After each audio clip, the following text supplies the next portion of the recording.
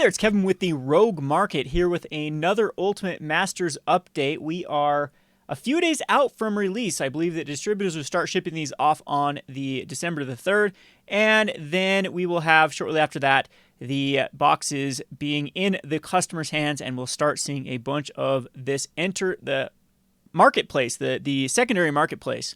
So this is right here you're seeing on your screen is my Ultimate Masters live spreadsheet. Kudos to Saffron Olive for creating the original bones of the spreadsheet. It's kind of copied what he had going for him, and have been entering my own numbers into the spreadsheet. So mine and Seth's do not agree on all of the card prices, but it's pretty close right now on what the set EV is at this point in time. So where I use is any vendor that has the lowest price. If TCG Player is selling a card with 4 of copies, near mint 4 of copies, in whatever set these cards were ever printed in, I'll put that on there as a reference point, because usually when these particular sets come out, they're going to be worth, the cards in Ultimate Masters are going to be worth less than the sets that came before them, so the cards they were printed originally in.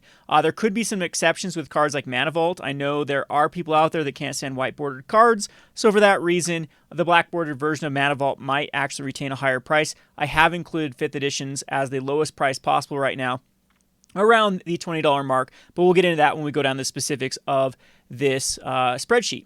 So I think there's still a lot of room to go down in this. I've been arguing with a lot of people because they just do not understand how economics works. If a set is good, that's actually going against it, not going for it. There's a reason why Ixalan, Rivals of Ixalan, and if you even look back from Hour of Devastation and Amonkhet, were worth a lot less. Look at M19, specifically M19. We have 2 Mythics in M19 that are holding around that $25 mark. Both of them see some play, but none of them are included of 4 ofs in major decks right now in Standard. So, of course, what I'm talking about is Nicol Bolas, and now why can't I think of the Green Planeswalker? But they both see some play, but are not overwhelming, yet they are still above History of Benalia. So why is that? Why is the most played card in Standard right now worth significantly less on comparison?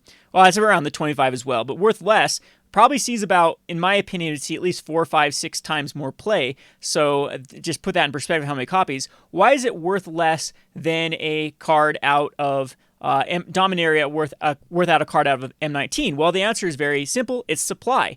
There are a ton of History of Benalias out in the marketplace because people were originally cracking for Karn, and then 2.0 of cracking Dominaria was cracking for Teferi. Teferi is still around $55. People have been stubbornly holding on to them because of Modern. There is this false sense of stability for Modern. I think that once Teferi does rotate out of Standard, it gets crushed. I get it. Modern in the past, like cards that have been, everyone still remembers Snapcaster Mage going from $10 to $60, $70. But if you actually look at cards that have about the same amount of play of Teferi, that from Standard-based sets, there's no way they can hold that price tag for Modern going forward. So anyway, that's a whole topic for another day, but that's the short answer for why History of Benalia is less than Nicol Bolas. It's supply, supply, supply. And so when you compare this to Iconic Masters and Masters 25, this Ultimate Masters doesn't have this like really amazing protection to keep these prices high. In fact, it's the exact opposite. This is going to be opened a lot quicker by a lot more people than Iconic Masters and Masters 25. I still don't think we've seen the end of Iconic Masters and Masters 25, especially in the Walmart packs that are available. Those are still everywhere on the shelves, and pretty soon I'm sure the distributors are going to have to gobble those up because Walmart's not going to be a good outlet to be selling those, as they're just going to rot on shelves. And the people that manage Walmart, that's not what you want. You don't want dead product. So that's kind of what happened with what we call the Kaladesh sleeves. Kaladesh sleeves were something that were an idea that Wizards, they had one booster pack in them, and they're wrapped individually. Those were not sold very well at Walmart, and those, even though Kaladesh booster boxes are now very, very hard to come by, Kaladesh sleeves are very easy to come by at a very comparative rate to about the $80 a booster box per pack. So if you're looking to buy Kaladesh, that is still available, and it's through the sleeves. And I think we're going to see the exact same thing with Iconic Masters and Masters 25. All right, I'm getting off big tangents here, so let's get back to the whole meat and potatoes of this video and look at the box EV as well as where I think the box EV is eventually going to fall. Now, I've said in previous videos that historically speaking, most sets go below distributor price when all is said is done. So the set EV of, if you look at previous master sets, if you look at even standard sets, Battle Bond, all those type of stuff, the set EV will go below $80 a box for the standard sets, and they would go below what distributors used to get the master sets below for set EV. Like if you look at both Masters 25 and Iconic Masters, they're both below the $135 mark set EV, which is about what you get from distributors.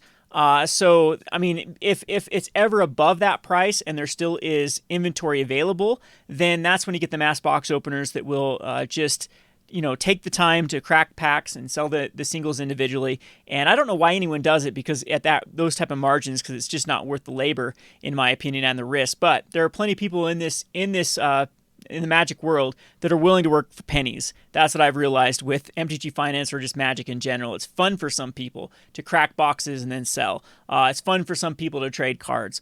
For me, it's just more time consumption, so it must be worth my time. However, that does have an influence on the MTG secondary market with the people that just like to do that, or like the people that really like to gamble are the people that crack the mass box opening. So anyway, what I'm trying to say with Ultimate Masters is I'm unless there is some sort of kink in the supply, if this has less supply than Iconic Masters or Masters 25, I think that this has to fall inevitably somewhere between distributor price and MSRP, and I am banking more along the lines of it's going to be around the $260 mark, including the box topper. So about the $225 set EV without the box topper, and you can think the box topper is probably worth another $35 to $40. So that's actually pretty decent for people that can still get them from distributors, because you'll have an average profit per box about $60. And I think that's where it's going to meet the supply. I think there will be people that do hoard these for years to come. Now, let me get this as a disclaimer. I am not saying that this set doesn't have any chance of ever going up again. There are a couple of factors I don't like. I think this is the straw that breaks the camel's back. It's kind of like how masterpieces were. The first couple times you did them, they were special. The more and more you did them, the less special they get. So the same with like reprints. I think with this master set, it's just getting less special, special. Look at all the people that now have lost money on like Masters, like hoarding Masters 2015 and Masters 2017, because both of those box EVs are getting crushed. We saw, I believe Sports & More was blowing out Modern Masters 2017. It still was a pretty high price. Above original MSRP, but it no longer was the investment that it once was. Like people that were hoarding these boxes for, 2 years in the future, a set like this absolutely crushed it, because it just was basically a reprint of Modern Masters 2017 and 2015 without the fetch lands. So keep that in mind with holding on to sealed product. It's always a gamble. We've only had a few of them. The vast majority of sets have been duds long-term comparatively. Look at even like Khans of Tarkir. I would even consider that a dud if you invested in around when Rudy told you at 105 or whatever he was saying. You can still find boxes everywhere for like 135. That's not a good profit margin. In fact, when you try to sell after like eBay fees, you've lost all of your investment right there. If you're looking at anything, I would say from Theros forward, Return to Ravnica even forward, there have not been many sets at all that are even at their MSRP, let alone at the price above much price of what you could have got them originally from distributors. So I think that Masters 25, me personally, I wouldn't be sitting on this product. I don't think we've seen the end of reprints. We've seen the end of maybe Masters 25. I think our Masters booster boxes reprints. However, I think that the next step is going to be Challenger decks for Modern, and talk about something that will crush the value.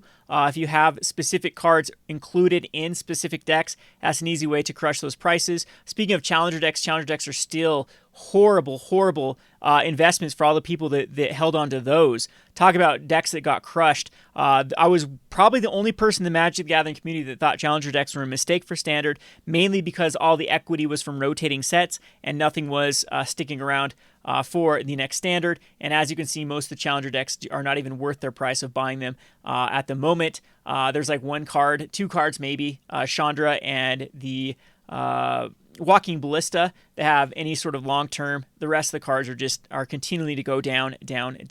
All right, so again, long-winded. I'll try to get to the whole point of this is the set EV. So again, what I used is eBay.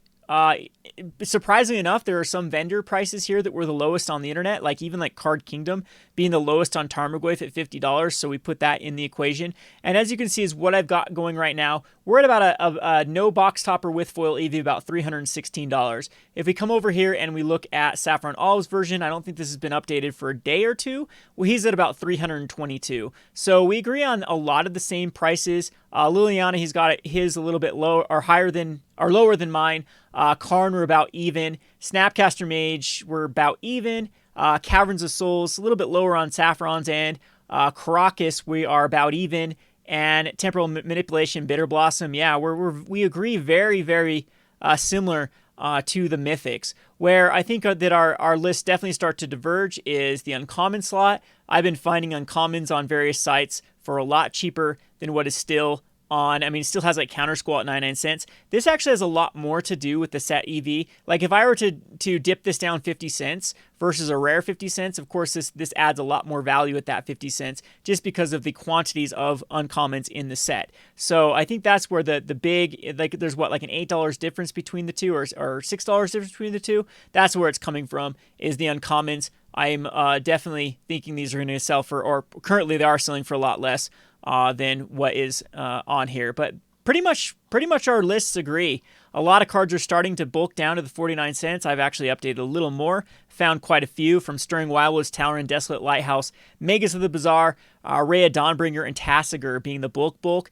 Seismic Assault, Lava Reaches will soon be bulk. Thespian Stage, if it does go bulk, you should definitely pull the trigger on this card. I think it's going to be a good one long term. It actually sees it's one of the most played card out of the set for Commander. So this is a really good card. We even have cards like Wall of Reverence and the Sovereigns of the Lost Alara. They continue to go down, Dig Through Time. I don't know how it's still staying at a 99 cents because it was like only $1.25 before the reprint. So that's not really good for Dig Through Time. And we have a couple of them that started to rebound. Like Pattern Rebirth went down to 99 cents. You can see I haven't like sorted the columns because like messing up with everything when I try to. So anyway, the Pattern Rebirth actually went up a little bit from its lowest price. That's one thing that I looked at would like to give a disclaimer to is on TCG Player, there does seem to be a lot of activity. Like a vendor will put up a bunch of cards for cheaper than this price and someone will actually buy them, which I think is very, very stupid. I think you definitely have some time to wait for this to go down anymore, but there is some activity with people trying to pre-order. Pre-orders this is known information. This isn't like, Arclight Phoenix coming out of Guilds of Ravnica where we don't know if it's going to see play or not. We know the exact amount of quantities that are going to see play in Modern. Right now, the card that sees the most play in Modern is not surprising, is Caverns of Souls. So this one is the one that, in my opinion, has the best chance of holding the most value. Liliana of the Veil does see a significant amount of play, so does Karn Liberated, and so does Snapcaster and Tarmogoyf. They're all really, really good, heavily played cards in Modern. However, the rest of this list really, really starts to go down, and that's where you're starting to see the prices get crushed, like Caracas and Temporal Manipulation. Temporal Manipulation has already lost, what was an $80 reprint before, so it's already up to 60% loss.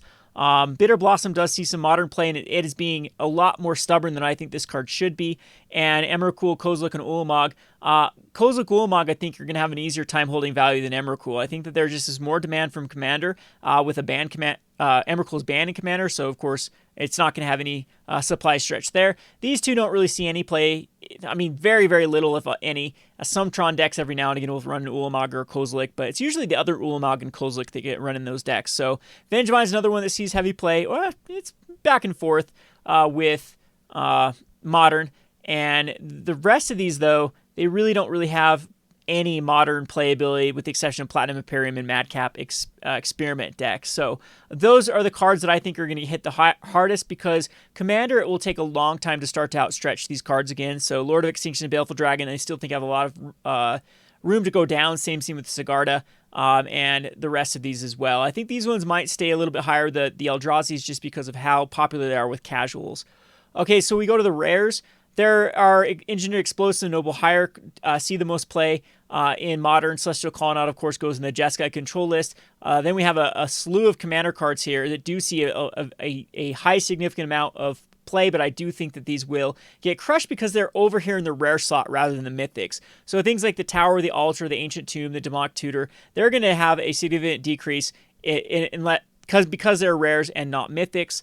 Gaddock Teague is another card that I still think is going to be crushed because it doesn't see that much play in Modern. The whole reason it was expensive is low supply. Same thing through the Breach, Goryo's Vengeance. They're not tier 1 decks. They're more like tier 2 decks. Life in the Loam, this surprised me that this card's gone down the most out of the rares.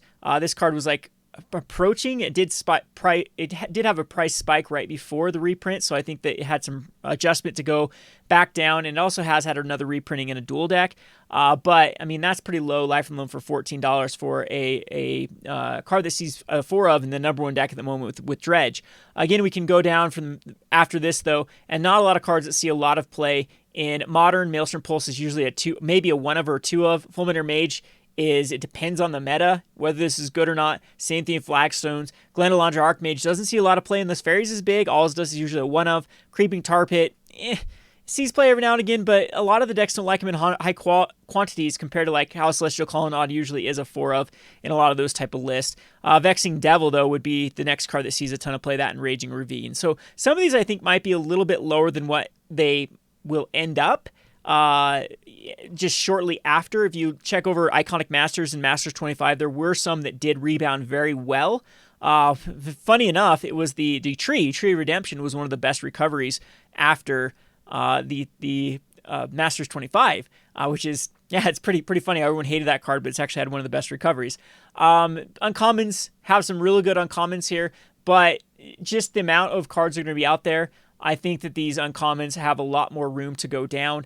Eternal Witness, I think, even will go down. Mistveil Plains should probably hit this bulk list of 49 cents. I think that's probably the right for Mistveil Plains. Again, you can look at Iconic Masters and Masters 25 as a reference point to some of these uncommons. There have been some like Mishra's Bauble that have held decent prices, but I mean, all of these have been reprinted multiple times at this point.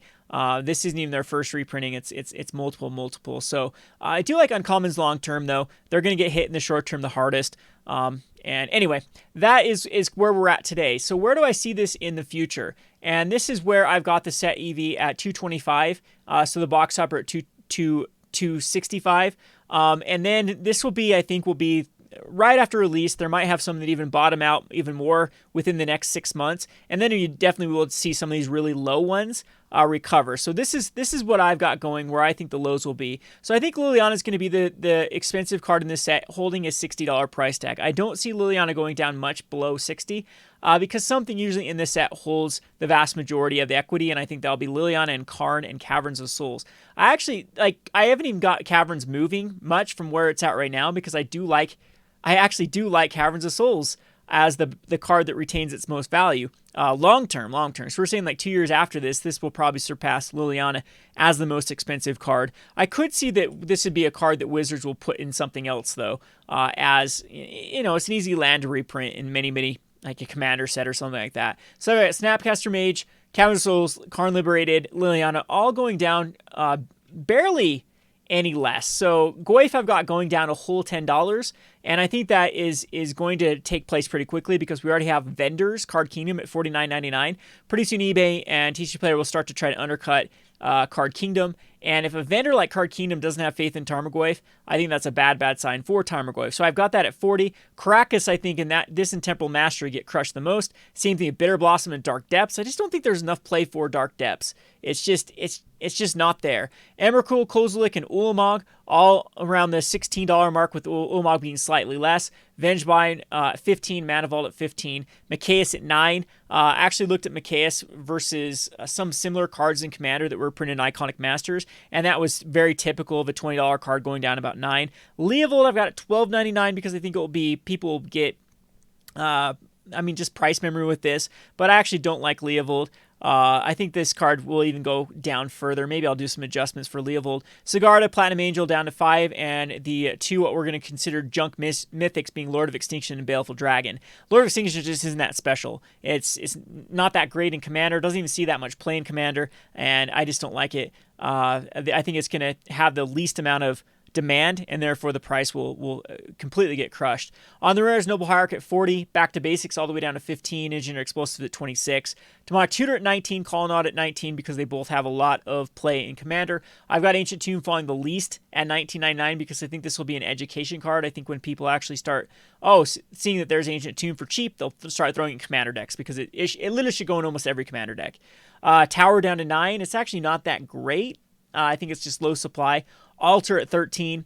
Gaddock Teeg at 6. I think that's kind of my ballsy call here because I really don't think the Gaddock Teeg is that special. It reminds me of things like Ariak Champion was that an Iconic Masters or Masters 25, regardless of whichever one it was in. That one was like, a $30 card that got completely down to 4 or 3, I think is what it's down to now. And yeah, there's just not enough play out there in Modern to justify the Gaddock Teeg being as expensive as it is. Through the Breach 9, Gore's Vintage 9, because they do see decks. Live the Loam, this is the best one to recover when it goes down to 10, but I think 10 will be its low. Reanimate at 7, Urborg, Tomb Yawgmoth at 9, Entomb at 7. Both these Reanimate and Entomb, just not enough play. Containment Priest at 5, Rune Halo at 6, British Blue at 5, Military Pulse at 7, Fulminant Mage at 7. Flagstone's at 5, Glenn at 5. All is Dust at 4, and some of the lands down to 4, 3. Fauna Shaman at 3. I don't have Vexing Devil going any lower than it is right now. I think we're actually at the low for Vexing Devil. This is a popular card with casuals as well as it does see a competitive deck right now. But cards like Eldrazi Conscription, there's no reason this is actually worth money. It's just low supply, and I think this one will crush it.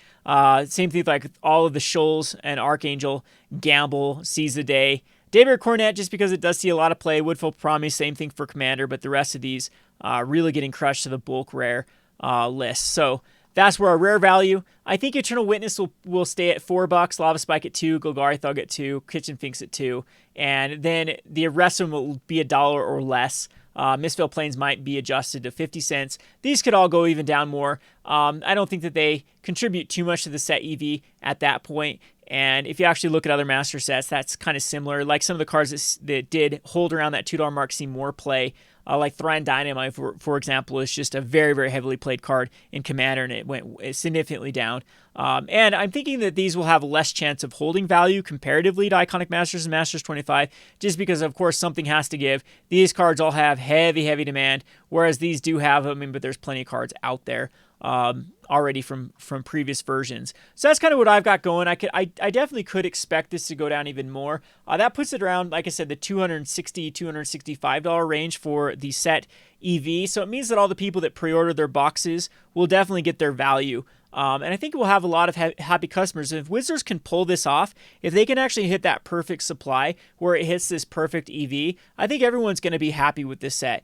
And then eventually the supply will get outstretched by demand, and we'll see a lot of these cards increase in value over the next few years, as long as Wizards puts a stop to the reprint hell that we're currently in. And I think they probably need to do. They do have some other equity from other places. I did look. We have fetch lands. We actually do have plenty of cards in even Legacy, Commander, and Modern that do still need some reprints, or could use some reprints, even from sets recently. We have like Ugin and Liliana.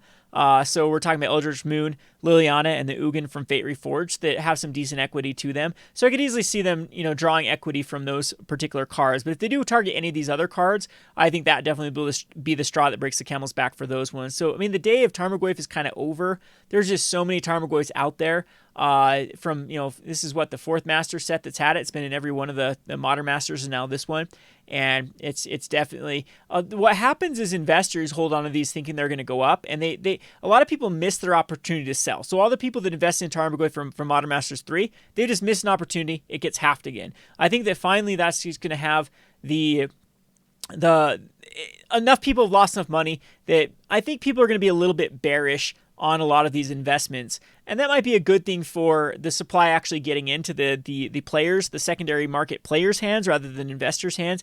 And that tends to lead to prices going up quicker because, investors don't tend to put a lot of cards onto the market until they're ready. And a lot of times they actually do overinflate the market because they'll throw up a lot of cards for where they want to sell it at. I mean, that's a personal strategy of mine that I'll throw things up on TCG Player for like, I expect it to be a $20 card at some point in time. So I'll put it right then and there at $20. And then when it does get to $20, it sells. I mean, that has been kind of my strategy for a long time with cards like that.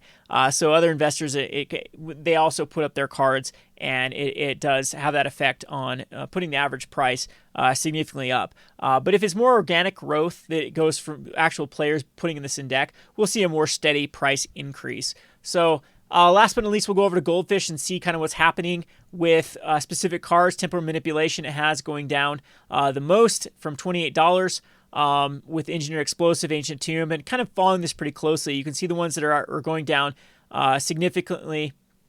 And if we actually look at Mythics, which ones are not going down significantly. And it looks like Lord of Extinction. That's way overinflated at the moment. Both of these are. If you actually come over and look at them, you can see like Card Kingdom.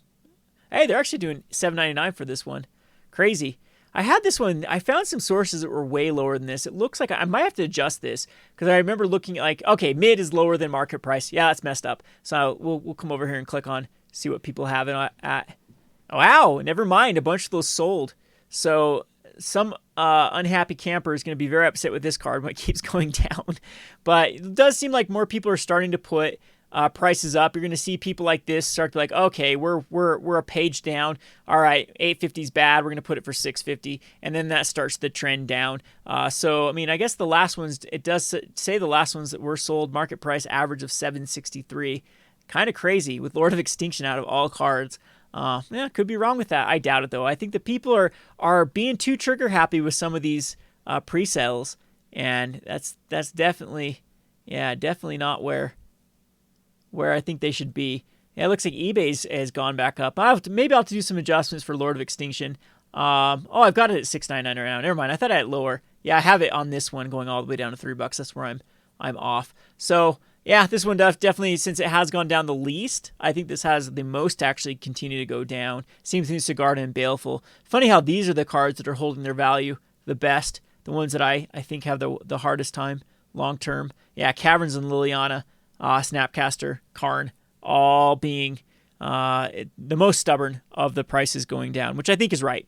Anyway, I hope you enjoyed this video of just an update. We'll do one more right before it's released, and keep you updated on the status of all my pre-orders with what I did for my patrons allowed them to get it at distributor price. And man, I sold a ton of these.